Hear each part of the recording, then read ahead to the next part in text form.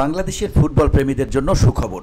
সবকিছু অনুকূলে থাকলে আগামী জানুয়ারিতে ঢাকায় আসতে পারে ফিফা বিশ্বকাপের বহুল কাঙ্ক্ষিত স্বর্ণালী ট্রফি।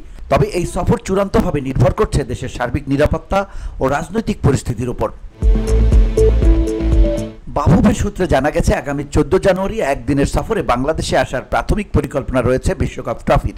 সফরসূচি এখনও চূড়ান্ত পর্যায়ে না পৌঁছালেও ফিফা ইতোমধ্যে বাংলাদেশ ফুটবল ফেডারেশনকে বিষয়টি মৌখিক ও আনুষ্ঠানিকভাবে জানিয়েছে।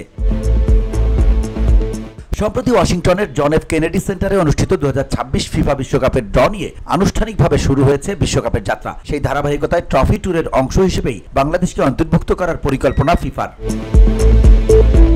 বাফুফের সহসভাপতি ফাহাদ করিম জানিয়েছেন, এবারের ট্রফি সফরে দর্শক অংশগ্রহণ বাড়ানোর দিকেই গুরুত্ব দিতে চায় আয়োজক সংস্থা। তিনি বলেন, ফিফা আমাদের নিশ্চিত করেছে যে ট্রফি সফরের পরিকল্পনা রয়েছে। তারা তাদের চূড়ান্ত রূপরেখা আমাদের কাছে উপস্থাপন করবে। সেখানে আমাদের কোনো প্রস্তাব থাকলে তা বিবেচনায় নেওয়া হবে। 2026 বিশ্বকাপে দলের সংখ্যা ও ম্যাচ বাড়ায় দর্শক চাহিদাও বেড়েছে। বিষয়টি মাথায় রেখে বাংলাদেশ যেন আগের চেয়ে বেশি টিকিট পেতে পারে সে অনুরোধও ফিফার কাছে জানানো হয়েছে বলে জানান বাফুফে সহসভাপতি।